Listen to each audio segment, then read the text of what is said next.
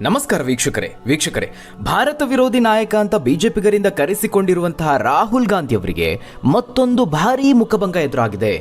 ಈ ಬಾರಿ ವೀಕ್ಷಕರೇ ಬಿಜೆಪಿನೂ ಅಲ್ಲ, ಅವರ ವಿರೋಧಿಗಳೂ ಅಲ್ಲ, ಸಿದ್ದರಾಮಯ್ಯ ಅವರ ಸರ್ಕಾರದಿಂದಲೇ ಭಾರಿ ಮುಜುಗರ ಎದುರಿಸಬೇಕಾದಂತಹ ಪರಿಸ್ಥಿತಿ ಎದುರಾಗಿದೆ. ಅದು ಕೂಡ ಈ ಹಂತದಲ್ಲಿ, ಈ ವರ್ಷದಲ್ಲಿ ನಾವು ಹಲವು ಚುನಾವಣೆಗಳನ್ನು ಎದುರಿಸಬೇಕಾಗಿದೆ. ದೇಶಾದ್ಯಂತ ಬೇರೆ ಬೇರೆ ರಾಜ್ಯದಲ್ಲಿ ಚುನಾವಣೆಗಳಿದೆ. ಇಂತಹ ಸಂದರ್ಭದಲ್ಲಿ ಇದು ನಿಜಕ್ಕೂ ಆಘಾತ.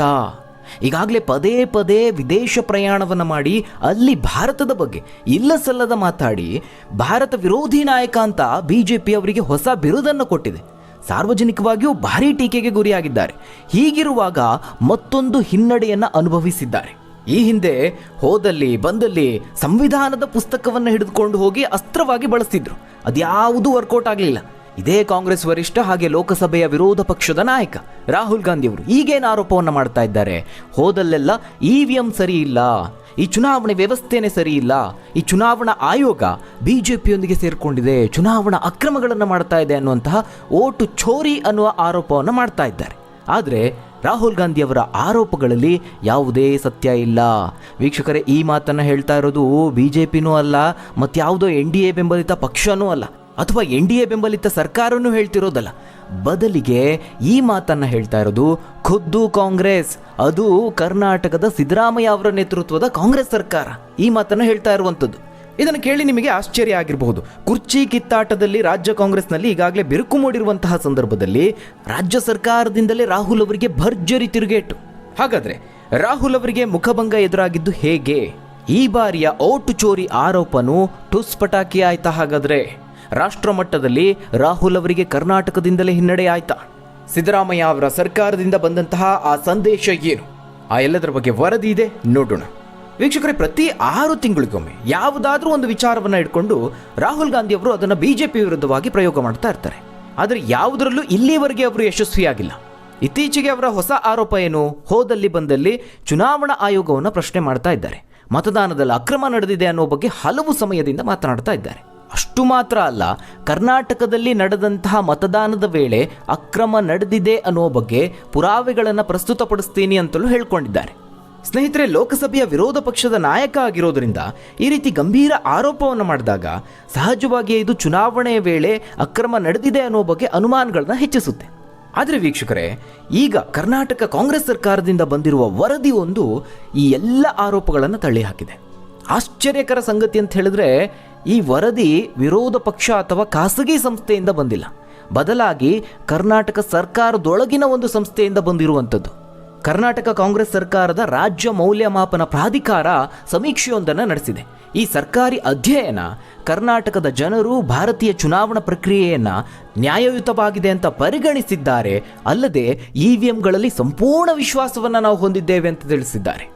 ವೀಕ್ಷಕರೇ, ಸಾಕಷ್ಟು ವಿಚಾರಗಳಿದೆ. ಈ ಸಮೀಕ್ಷೆಯ ರಿಸಲ್ಟನ್ನು ನೀವು ಮೊದಲು ನೋಡಲೇಬೇಕು.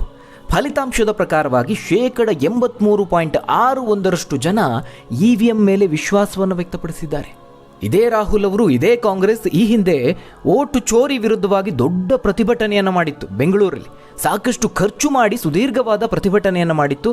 ಜನರಲ್ಲಿ ಚುನಾವಣಾ ಆಯೋಗದ ವಿರುದ್ಧವಾಗಿ ಅಭಿಪ್ರಾಯಗಳು ಮೂಡುವ ರೀತಿಯಲ್ಲಿ ಆರೋಪಗಳನ್ನು ಮಾಡಿದ್ರು. ನಾನು ಸತ್ಯವನ್ನು ಎತ್ತಿ ಹಿಡಿತೀನಿ, ಮೋದಿ, ಅಮಿತ್ ಶಾ, RSS ಸರ್ಕಾರವನ್ನು ಈ ದೇಶದಿಂದಲೇ ಕಿತ್ತೊಗಿತೀನಿ ಅನ್ನುವ ಶಪಥವನ್ನು ಮಾಡಿದ್ರು ಇದೇ ರಾಹುಲ್ ಅವರು. ಆದರೆ ಇಂಟ್ರೆಸ್ಟಿಂಗ್ ವಿಚಾರ ಅಂದರೆ, ಕೈ ಸರ್ಕಾರವೇ ಇರುವಂತಹ ಕರ್ನಾಟಕದ ಜನತೆ ನಮ್ಮ ದೇಶದ ಚುನಾವಣೆಗಳು ಮುಕ್ತವಾಗಿದೆ ಮತ್ತು ನ್ಯಾಯಸಮ್ಮತವಾಗಿದೆ ಅಂತ ಅಭಿಪ್ರಾಯಪಟ್ಟಿದ್ದಾರೆ. ಇದರ ಜೊತೆಗೆ ಇತ್ತೀಚಿನ ದಿನಗಳಲ್ಲಿ ನಮಗೆ ಈ EVM ಮೇಲಿನ ನಂಬಿಕೆ ಮತ್ತಷ್ಟು ಹೆಚ್ಚಾಗಿದೆ ಅಂತ ಅಭಿಪ್ರಾಯಪಟ್ಟಿದ್ದಾರೆ. ಇದು ರಾಹುಲ್ ಅವರ ವಾದಕ್ಕೆ ತದ್ವಿರುದ್ಧವಾಗಿರುವಂಥದ್ದು. ಸ್ನೇಹಿತರೆ, ಈ ಸರ್ವೆ ಕುರಿತಾಗಿನೂ ಪರ ವಿರೋಧದ ಭಾರೀ ಚರ್ಚೆ ನಡೀತಾ ಇದೆ. ಯಾಕೆ, ಯಾವ ಕಾರಣಕ್ಕಾಗಿ? ಈ ಸರ್ವೆಯ ಕಂಪ್ಲೀಟ್ ಡೀಟೇಲನ್ನು ನಾವು ಮೊದಲು ನೋಡಬೇಕು.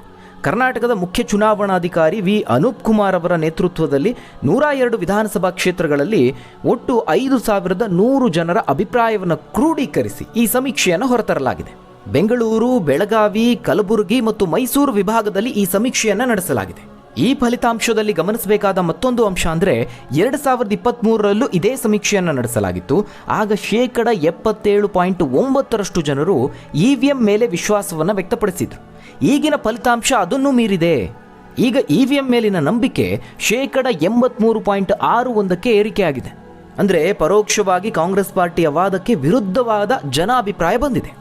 ಈ ಸಮೀಕ್ಷೆಯಲ್ಲಿ ಒಂದಷ್ಟು ಲೋಪಗಳಿದೆ ಅಂತಲೂ ಆರೋಪ ಮಾಡಲಾಗ್ತಿದೆ. ಆದರೆ ಗ್ರಾಮೀಣ, ನಗರ, ಮೀಸಲು ಕ್ಷೇತ್ರಗಳನ್ನು ಒಳಗೊಂಡಂತೆ ಸಮಗ್ರವಾಗಿ ಮಾಹಿತಿಯನ್ನು ಸಂಗ್ರಹಿಸಲಾಗಿದೆ. ಒಟ್ಟಾರೆ ಈ ಸಮೀಕ್ಷೆಯ ಪ್ರಮುಖ ಅಂಶ ಅಂತ ಹೇಳಿದ್ರೆ 91.31% ಜನ ಭಾರತದಲ್ಲಿ ಚುನಾವಣೆಗಳು ಮುಕ್ತವಾಗಿ ಮತ್ತು ನ್ಯಾಯಯುತವಾಗಿ ನಡೀತಾ ಇದೆ ಅಂತ ಒಪ್ಕೊಂಡಿದ್ದಾರೆ. ಕೇವಲ 6.7% ಜನರು ತಟಸ್ಥರಾಗಿದ್ದಾರೆ, ಯಾವುದೇ ಅಭಿಪ್ರಾಯವನ್ನು ವ್ಯಕ್ತಪಡಿಸಿಲ್ಲ. ಇದು ಚುನಾವಣಾ ಪ್ರಕ್ರಿಯೆ ಮೇಲಿನ ಜನರ ಒಟ್ಟಾರೆ ವಿಶ್ವಾಸವನ್ನು ಪ್ರತಿಬಿಂಬಿಸುತ್ತೆ. ಸದ್ಯ ಈ ರಿಸಲ್ಟ್ನ ಬಿಜೆಪಿ ಒಂದು ದೊಡ್ಡ ಅಸ್ತ್ರವಾಗಿ ಕಾಂಗ್ರೆಸ್ ವಿರುದ್ಧವಾಗಿ ಬಳಸ್ತಾ ಇದೆ. ವೀಕ್ಷಕರೇ, ಇಲ್ಲಿ ಕಾಂಗ್ರೆಸ್ನ ದೊಡ್ಡ ವೀಕ್ನೆಸ್ಸೋ ಅಥವಾ ಎಡವಟ್ಟೋ ಗೊತ್ತಿಲ್ಲ. ಎಲ್ಲಿ ಎಡವ್ತಾ ಇದೆ ಅಂತ ಹೇಳಿದ್ರೆ, ಪ್ರತಿ ಬಾರಿ ಕಾಂಗ್ರೆಸ್ ವಿರುದ್ಧವಾಗಿ ರಿಸಲ್ಟ್ಗಳು ಬಂದಂತಹ ಸಂದರ್ಭದಲ್ಲಿ ಅದಕ್ಕೆ ಪರಿಹಾರವನ್ನು ಹುಡುಕೋ ಬದಲಾಗಿ ಈ ಟೀಕೆಗಳಿಂದ ತಪ್ಪಿಸ್ಕೊಳ್ಳೋದು ಹೇಗೆ ಅನ್ನೋದನ್ನ ನೋಡುತ್ತೆ, ಸಮರ್ಥಿಸಿಕೊಳ್ಳುವ ದಾರಿಯನ್ನು ಹುಡುಕುತ್ತೆ. ದೇಶದಲ್ಲಿ ಕಾಂಗ್ರೆಸ್ನ ಈ ದುಸ್ಥಿತಿಗೆ ಇದೂ ಕೂಡ ಒಂದು ಕಾರಣ. ಬಹಳ ಸ್ಪಷ್ಟವಾಗಿ ಕಾಂಗ್ರೆಸ್ ಇದರಲ್ಲಿ ಕಲಿಯಲೇಬೇಕಾದಂತಹ ಒಂದಷ್ಟು ಪಾಠಗಳಿದೆ. ಸ್ನೇಹಿತರೆ, ಕಾಂಗ್ರೆಸ್ನ ಅಧ್ಯಕ್ಷ ಮಲ್ಲಿಕಾರ್ಜುನ ಖರ್ಗೆ ಹಾಗೆ ಕಾಂಗ್ರೆಸ್ ಭದ್ರಕೋಟೆ ಅಂತ ಪರಿಗಣಿಸಲ್ಪಟ್ಟಿರುವ ಕಲ್ಯಾಣ ಕರ್ನಾಟಕ ಅರ್ಥಾತ್ ಕಲಬುರಗಿಯ ವಿಭಾಗದಲ್ಲಿ 84.67% ಜನರು ಚುನಾವಣೆಗಳು ನ್ಯಾಯಯುತವಾಗಿದೆ ಅಂತ ನಂಬಿದ್ದಾರೆ.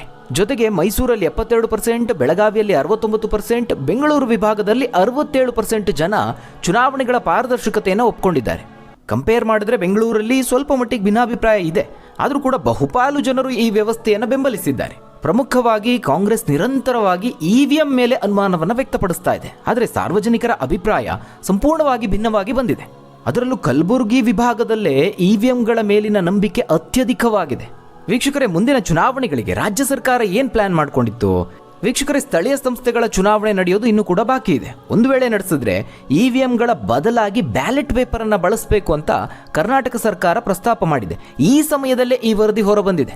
ಈ ಹಿಂದೆ ರಾಹುಲ್ ಅವರು ಇವಿಎಂ ಮತಗಳ್ಳತನ ಹಾಗೆ ಕೇಂದ್ರ ಚುನಾವಣಾ ಆಯೋಗದ ವಿರುದ್ಧವಾಗಿ ದೊಡ್ಡ ಮಟ್ಟದ ಅಭಿಯಾನವನ್ನು ನಡೆಸಿದ್ರು. ಪ್ರಮುಖವಾಗಿ ಕರ್ನಾಟಕದ ಮಹದೇವಪುರ ಮತ್ತು ಆಳಂದದಲ್ಲೂ ಮತಗಳ್ಳತನ ನಡೆದಿದೆ ಅಂತ PPT ಪ್ರೆಸೆಂಟೇಷನ್ ರೆಡಿ ಮಾಡಿ ಸುದ್ದಿಗೋಷ್ಠಿಯನ್ನು ನಡೆಸಿದ್ರು. ಆದರೆ ಸಮೀಕ್ಷೆಯ ರಿಸಲ್ಟ್, ಕರ್ನಾಟಕ ಕಾಂಗ್ರೆಸ್ ಸರ್ಕಾರದ ರಿಪೋರ್ಟ್ ಮತಗಳ್ಳತನ ಆರೋಪವನ್ನು ತಿರಸ್ಕರಿಸಿದಂತಾಯಿತು. ಬಿಜೆಪಿಗಂತೂ ಇದು ದೊಡ್ಡ ಅಸ್ತ್ರವಾಗಿದೆ. ಕೇಂದ್ರ ಚುನಾವಣಾ ಆಯೋಗದ ವಿರುದ್ಧವಾಗಿ ಇಂಡಿ ಮೈತ್ರಿಕೂಟ, ಅದರಲ್ಲೂ ಪ್ರಮುಖವಾಗಿ ಕಾಂಗ್ರೆಸ್ ಪಾರ್ಟಿಗೆ ಸಮೀಕ್ಷೆ ಮೂಲಕವಾಗಿ ಜನ ಕಪಾಳ ಮೋಕ್ಷ ಮಾಡಿದ್ದಾರೆ ಅಂತ ವ್ಯಂಗ್ಯವಾಡ್ತಾ ಇದ್ದಾರೆ. ಇನ್ನು ಇದಕ್ಕೆ ಕಾಂಗ್ರೆಸ್ಸಿಗರ ಪ್ರತಿಕ್ರಿಯೆ ಯಾವ ರೀತಿಯಾಗಿದೆ? ಮೊದಲನೇದಾಗಿ ಮಾತಾಡೋದೇ ಪ್ರಿಯಾಂಕ್ ಖರ್ಗೆ ಅವರು. ಹೆಚ್ಚು ಕಡಿಮೆ ಈ ಸರ್ವೆಗೂ ನಮಗೂ ಸಂಬಂಧನೇ ಇಲ್ಲ ಅಂತ ಹೇಳ್ತಿದ್ದಾರೆ ಪ್ರಿಯಾಂಕ್ ಖರ್ಗೆ ಅವರು.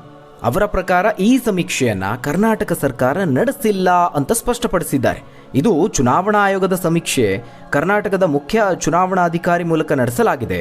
ಸರ್ಕಾರಿ ಏಜೆನ್ಸಿ ಕೇವಲ ಅದನ್ನು ಪ್ರಕಟಿಸಿದೆ ಅನ್ನೋದು ಪ್ರಿಯಾಂಕ್ ಖರ್ಗೆ ಅವರ ವಾದ. ಇನ್ನು ಈ ಸಮೀಕ್ಷೆಯನ್ನು ನೋಡಿ ರಾಜ್ಯದ ಮುಖ್ಯಮಂತ್ರಿ ಸಿದ್ದರಾಮಯ್ಯ ಅವರು ಕೆಂಡಾಮಂಡಲವಾಗಿದ್ದಾರೆ. ಸಮೀಕ್ಷೆ ರಿಸಲ್ಟ್ ಉಲ್ಟಾ ಹೊಡಿತಿದ್ದ ಹಾಗೆ ನಿಗಿ ಕಿಡಿಕಾರ್ತಾ ಇದ್ದಾರೆ. ಮೋದಿಯವರ ಅಂಧಾಭಿಮಾನಿಯಲ್ಲೋ ನಡೆಸಿರಬೇಕು ಆ ಸಮೀಕ್ಷೆಯನ್ನು. ಸರಿಯಾಗಿ ನೋಡಿ, ರಾಹುಲ್ ಆರೋಪವನ್ನು ತಿರುಚುವಂತಹ ಯತ್ನ ನಡೀತಾ ಇದೆ.